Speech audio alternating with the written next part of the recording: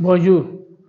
Aujourd'hui, on va vous montrer les étapes de l'analyse microbiologique des aliments et des eaux destinés à la consommation humaine.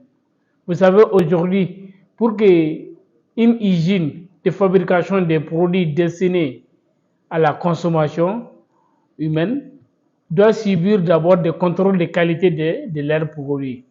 Mais aujourd'hui, nous allons vous montrer le contrôle de qualité des aliments ou des eaux de boissons destinées à la consommation humaine du début jusqu'à la fin.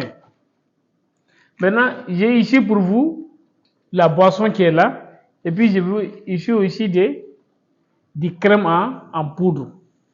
Maintenant, je vais vous montrer comment, si vous êtes en présence de l'eau destinée à la boisson, à la consommation humaine, comment on les traite et comment on traite aussi les aliments solides, que ce soit de la farine ou des céréales ou même de la viande, comment on les traite de façon microbiologique.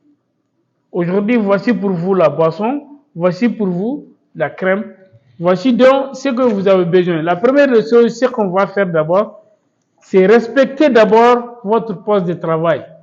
Respectez toujours votre poste de travail.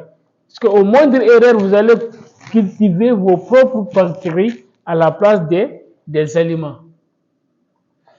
Si vous voulez, vous allez mettre des gants stériles. Dans les cas contraires aussi, vous allez mettre de l'alcool sur les mains. Moi, j'ai de l'alcool ici, vous voyez, à côté du... Attention, avec l'alcool, avec le feu, c'est inflammable. L'alcool ici, c'est pas un désinfectant. Ici, l'alcool, ça permet de fixer. S'il y a des bactéries sur les mains, elles ne vont pas tomber dans les milieux dans lesquels je vais travailler. Ou vous allez porter des gants stériles. J'ai compris? Maintenant, regardez, si vous avez, on va commencer d'abord par votre crème en poudre. Voici votre crème en poudre. Maintenant, si c'était des céréales, il faudra commencer d'abord à les broyer d'abord. Vous les broyez. Quand vous les broyez, vous allez peser 10 grammes que vous allez mettre dans 90 ml d'eau distillée ou d'eau peptonée. Il faut savoir des préférences, on utilise de l'eau peptonée pour la récupération des germes, surtout les salmonelles. Vous avez vu? Soit vous utilisez de l'eau distillée stérile, soit vous utilisez de l'eau peptonée alcalin, EPA, de préférence. Pour aller un peu vite, pour votre crème là, on a déjà pesé 10 grammes. Voici 90 ml d'eau distillée stérile. Et regardez, qui fera notre solution, la solution mère. Toujours travailler à côté du bec benzène.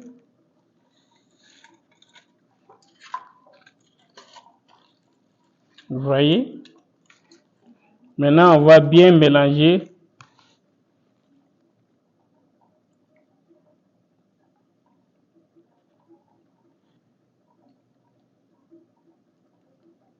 Si c'était des céréales, si vous avez broyé les céréales, vous pesez 10 grammes que vous allez mettre dans 90 millilitres d'eau peptonée alcalin ou d'eau distillée qui fera votre solution mère. Ici, c'est la solution mère.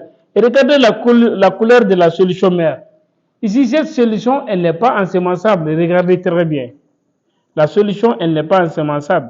Vous voyez que c'est encore tout rouge. Maintenant, on va passer aux différentes milieux de culture que je vais utiliser. Il faut comprendre que pour tous les éléments, on a des erreurs spécifiques à rechercher. Regardez dans les cas de ces produits de la crème. Je vais chercher les coliformes totaux, les coliformes fécaux. Je vais chercher Escherichia coli et je vais ensemencer la zélose du saburo. La zélose du saburo qui est là, regardez. La zélose au saburo, ça c'est pour les levures et moisissures. La zélose nutritive, ou PCA, c'est un milieu de culture pour le dénombrement. Je vais chercher E. coli. Pourquoi E. coli? E. coli, c'est un indicateur par excellence Parmi les indicateurs par excellence, on peut avoir E. coli, streptocoque, on peut avoir aussi d'autres bactéries. Mais E. coli est un indicateur d'excellence. Après, voici les coliformes totaux, voici les coliformes fécaux. Ces deux milieux-là, c'est les milieux désoxycholates. Vous allez voir que les coliformes fécaux et les coliformes totaux poussent sur les mêmes milieux, mais à une température différente. Le coliforme totaux, ça c'est à 37 degrés, et les coliformes fécaux qui témoignent de la contamination fécale, c'est à 44 degrés. Ce sont des thermotolérants qui tolèrent la température. Maintenant, une fois que j'ai ma solution qui est là, vous voyez que c'est trouble, vous voyez. Maintenant, je vais passer à des séances de dilution. Voici comment on fait la dilution. Dans ce type-là, j'ai mis, regardez, 9 ml dans ces 4 types-là qui est là. 1, 2, 3, 4. Maintenant, je vais prendre là ma pipette, regardez, 1000 microlitres qui fait 1 millilitre. Regardez, il faut toujours mini lambeau d'abord. Faites beaucoup attention à ça pour ne pas faire des erreurs de pipettage. Maintenant, à côté du bec benzène, regardez, je vais prendre 1 millilitre de la solution mère que je vais mettre ici dans les 9 millilitres. Dans les 9 millilitres d'eau distillée, stérile. Vous voyez, je mélange très bien. Vous voyez. Ça fait 10 puissance moins 1. Maintenant, je vais prendre 1 millilitre dans 10 puissance moins 1 que je vais mettre dans la deuxième type qui contient aussi 9 millilitres d'eau distillée stérile. Et regardez. Vous voyez. Ici, ça fait 10 puissance moins 2. 10 puissance moins 2. Vous voyez, maintenant, c'est comparable. Ce n'est pas trouble. Ça veut dire qu'ici, on peut l'ensemencer. Je vais numéroter ici et regardez. Ici, 10 puissance moins 1. Ici, 10 puissance moins 2. Si la solution n'était pas ensemençable, vous allez voir que je vais continuer à faire la dilution ainsi de suite jusqu'à ce que la séparation soit claire. C'est compris? Si vous ensemencez comme ça, vous allez voir que la boîte de pétri sera remplie de colonies et le dénombrement sera très très très difficile. Maintenant, on a deux sortes d'ensemencement. Soit l'ensemencement en masse, ça veut dire l'ensemencement en profondeur, soit l'ensemencement sur surface. Pour que vous puissiez ensemencer sur la surface, il faut ensemencer 100 microlitres. 100 microlitres. Maintenant, pour l'ensemencement en masse, il faut prendre 1 millilitre. Vous voyez? Maintenant, vous allez commencer à ensemencer à 10 puissance moins 2. Voici vos boîtes de milliers de culture et regardez. Travaillez toujours dans des conditions d'asepsie pour éviter la contamination. Toujours à côté du bec benzène. Maintenant, vous remarquez bien, je vais prendre la pipette mini de lambeau. Malgré que c'est ça, je vais bien fixer encore. Maintenant, voici votre solution à 10 puissance moins 1. Voici les milliers de culture. Voici votre anse en plateau. Je vais prendre 100 microlitres. Regardez. Je vais mettre ici 100 microlitres aussi. Je vais mettre 100 microlitres dans toutes les boîtes contenant la zélose.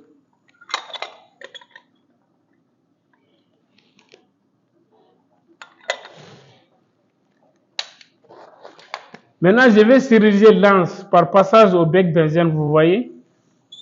Je vais laisser refroidir. À côté du bec benzène, maintenant, vous allez étaler et regarder sur toute la surface de la zélose. Vous remarquez très bien, vous voyez. C'est ça qu'on appelle l'ensemencement sur surface.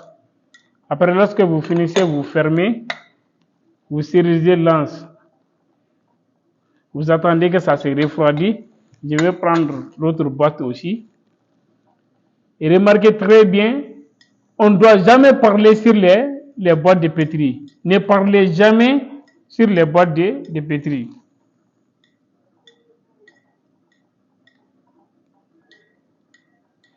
Vous fermez ça aussi, vous serrez lance, vous prenez l'autre boîte là aussi.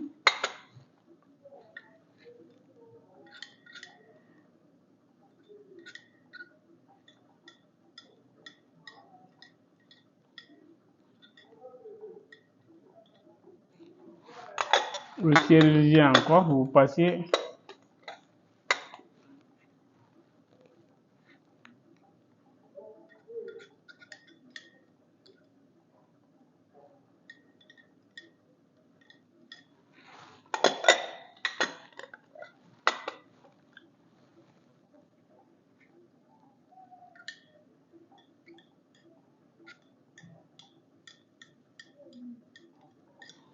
Vous voyez? Maintenant, regardez cette boîte-là. Cette boîte, je ne vais rien la mettre. Je vais juste l'ouvrir et puis le déposer à côté du bec benzène. Vous voyez, cette boîte-là, je ne vais rien mettre. Vous voyez? Ça reste comme ça. Je vais continuer la manipulation. Ces boîtes-là sont ensemencées. Je vais ensemencer, je vais stériliser ça aussi. D'accord?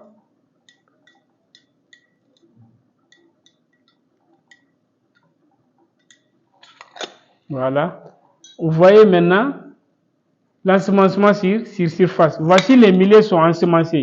Ici, vous voyez que j'ai rien mis dans cette boîte-là ici. Vous voyez, dans cette boîte-là, j'ai rien mis. C'est une boîte contenant une gelose, regardez. Rien n'est écrit là-dessus, vous voyez, que j'ai déposé à côté du bec benzène. Ça veut dire que cette boîte-là, maintenant, je vais la fermer. Une fois que j'ai fini dans ce marché, je vais la fermer. Je vais écrire ici aussi la date. Mais je vais écrire témoin. Pourquoi témoin? Ici, là, si j'ai travaillé si mon environnement de sécurité ici n'était pas tellement protégé, vous allez voir, il y a des bactéries qui vont se déposer sur la gelose. Si je trouve le lendemain des colonies dans la boîte témoin auquel on n'a rien mis, ça veut dire qu'on a travaillé dans des conditions où on n'a pas respecté les conditions d'asepsie du milieu. Quand vous commencez à manipuler, ouvrez une boîte à côté de votre bac benzène, ou bien si c'est même la hotte ici, vous allez ouvrir une boîte dans la hotte. Vous n'allez rien mettre. Quand vous finissez de manipuler maintenant, vous allez fermer cette boîte-là, écrire la date et dire témoin. Ça veut dire que c'est cette boîte-là qui va témoigner maintenant de l'asepsie de votre milieu. Maintenant, ça c'est avec les aliments solides. Vous voyez, les pains, les céréales, tous les aliments, que ce soit même les laits en poudre, il faut toujours passer par la science de la PG d'abord et puis préparer votre solution mère. Maintenant, voici votre boisson qui est là. Ça peut être du boisson comme ça peut être du lait liquide, fermenté ou pas, quelle qu'en soit la boisson. Mais si c'était de l'eau claire, l'eau de robinet ou votre eau de puits, quand ce n'est pas trouble seulement, vous pouvez ensemencer directement sur le milieu de culture. Maintenant, pour la boisson aussi, c'est coloré. Et on sait aussi que la coloration des colonies compte beaucoup lors du dénombrement. Maintenant, vous allez diluer aussi votre boisson. Si vous avez des boissons comme ça à analyser, vous allez prendre 1 millilitre dans la boisson ici, toujours à côté du bec benzène, vous voyez. Maintenant, voici les 9 millilitres que je mets dans les deux types. Vous remettez très bien la boisson. On a déjà remis. Maintenant, je vais prendre 1 millilitre dans la boisson ici. Je vais mettre dans 9 millilitres d'eau distillée série. Vous voyez, même ici, c'est encore trouble. Vous voyez. Je vais prendre 1 millilitre dans 10 puissance moins 1 ici, que je vais mettre dans 9 millilitres d'eau distillée série. Vous voyez, ici, c'est clair. Vous voyez, ça veut dire que c'est ensemençable. Maintenant, avec votre milieu solide, ça, on vous a montré l'ensemencement sur surface avec ces boîtes. Cette fois, nous allons vous montrer l'ensemencement en masse. Si c'est pour l'ensemencement en masse maintenant, vous voyez que ici, ce n'est pas ensemençable. On va ensemencer à 10 puissance moins 2. Je vais écrire ici 10 puissance moins 1, 10 puissance moins 2. Vous voyez?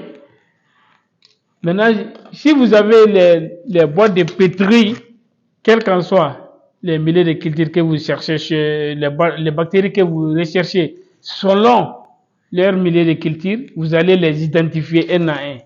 Moi, je vais juste ensemencer une boîte. C'est pour vous montrer, si vous êtes en présence d'un millier liquide, comment vous pouvez faire l'ensemencement en masse. Je vais prendre 1 millilitre ici dans 10 puissance moins 2, 1 millilitre que je vais mettre dans la boîte de pétri. Maintenant, pour les milliers de cultures, il faut savoir tenir les milliers de cultures sans que ça se coagule dans la boîte. Vous voyez, maintenant, je peux les tenir à la main, c'est à 45 degrés. 45-50 degrés, c'est supportable. Sinon, si vous mettez les milliers de cultures chauds dans la boîte, les bactéries vont mourir. J'ai compris? Maintenant, à côté du bec benzène, regardez, vous ouvrez, vous prenez votre boîte et vous allez mettre 10 millilitres. Comment je sais que je suis dans la zone de 10 millilitres? Maintenant, quand vous commencez à couler, lorsque les deux liquides se rencontrent, vous êtes dans la zone de 10 à 15 ml. J'ai compris? Maintenant, vous mélangez sur place, comme ça. J'ai compris? Quand vous mélangez, n'ouvrez pas la boîte pour mélanger, d'accord? Vous mélangez toujours comme ça. Maintenant, toujours aussi, il y a votre boîte de témoin qui est là ouverte lorsque vous manipulez. Vous voyez? Voici comment on fait l'ensemencement en masse. Ça, c'est les ensemencements sur surface.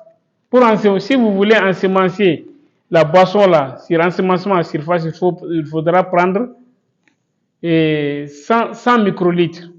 Maintenant, si c'est l'ensemencement en profond, il faut prendre 1000 microlitres que vous allez mettre dans les différentes boîtes et puis couler les milliers de cultures et bien mélanger. Maintenant, on va attendre la solidification pour pouvoir incuber les boîtes de pétri. Maintenant, une fois que c'est ensemencé, vous allez fermer votre boîte témoin aussi. Maintenant, on va passer à la phase d'incubation. Voici les coliformes totaux. On va les mettre ici à 37 degrés. Les coliformes féconds, on va les mettre à 44 degrés. Maintenant, les levures et moisissures, on va les mettre à 29 degrés Celsius. On va mettre aussi les milliers de dénombrement qui est la gélose nutritive aussi à 37.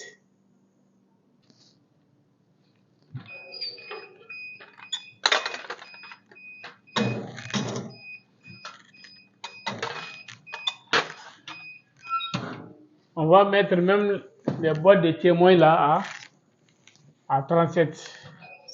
Maintenant, les coliformes fécaux, je vais les mettre à 44. Maintenant, pour les levures et moisissures, je vais les mettre à 22 degrés.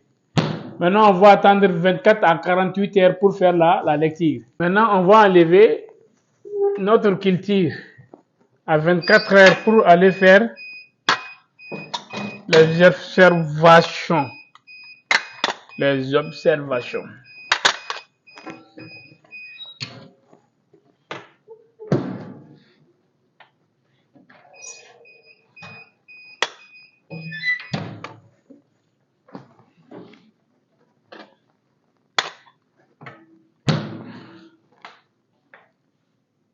Maintenant, une fois que à 24 heures, vous allez faire les dénombrements. Les dénombrements qui consistent à faire quoi?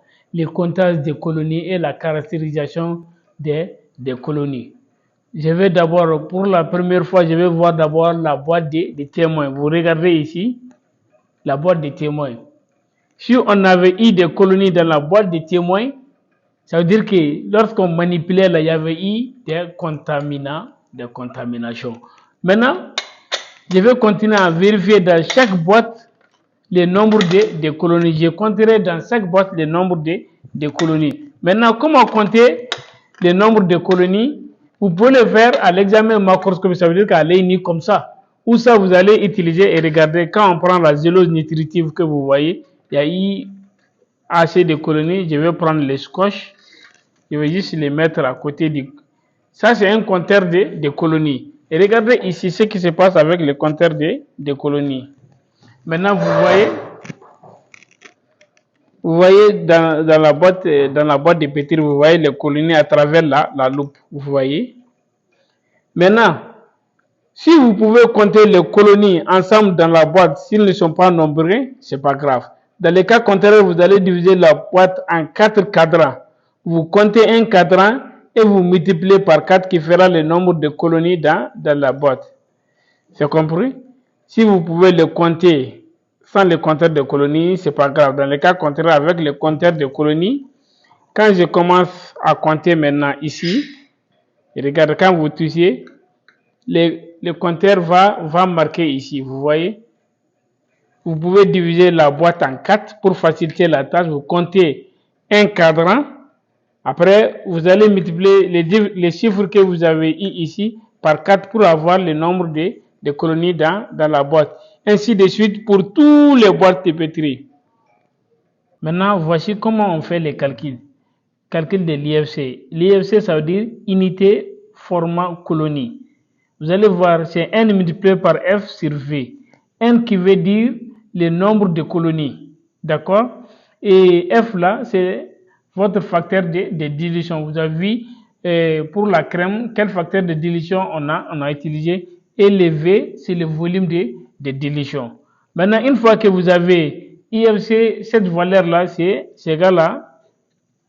Cette valeur est égale à tant par millilitre. J'ai compris? Maintenant, chose que vous allez prendre pour tous les boîtes ensemencées. Ici, on a pris les coliformes fécaux, coliformes totaux, E. coli, levure et moisissure. Maintenant, lorsque vous trouvez ces valeurs-là, vous les écrivez ici. D'accord? Et puis, vous rentrez sur Internet, vous prenez les normes selon l'aliment. Les normes selon l'aliment. Maintenant, si vous prenez par exemple les laits, vous allez prendre les normes des laits selon l'OMS. Il va vous donner les normes là sur ces germes-là. D'accord? On peut ajouter d'autres bactéries encore, comme les Listeria monocytogènes et autres. On peut chercher beaucoup de bactéries. Mais de préférence, vous allez voir chaque fois, ce sont les coliformes fécaux interviennent, les coliformes totaux, et vous allez prendre un indicateur par excellence comme les streptocoques, fécalis, ou vous allez prendre E. coli. Vous allez chercher les levures et moisissures. Vous allez écrire les normes ici. Comme ça, vous allez comparer vos résultats là par rapport aux normes pour qualifier maintenant votre aliment ou votre boisson de destiné à la consommation humaine ou bien ne répond pas aux normes de l'OMS. Alors, cet aliment ou bien cette boisson n'est pas conforme et n'est pas destinée à la consommation parce qu'elle ne répond pas aux normes. Le germe est trop élevé par rapport aux normes. Voici comment maintenant vous allez interpréter vos résultats. Maintenant, vous avez vu, ce procédé est destiné avant tout pour le contrôle des qualités des aliments. Savoir si les aliments ou les produits ou les liquides destinés à la consommation humaine contiennent des germes pathogènes qui sont nuisibles pour la santé. Alors, lorsque vous travaillez dans les conditions d'asepsie, je vous le répète encore, en bactériologie ici, au moindre erreur, vous allez amener des contaminants dans votre lieu de travail. Vous avez vu, on a utilisé la boîte de témoins pour contrôler l'environnement dans lequel on était en train de travailler.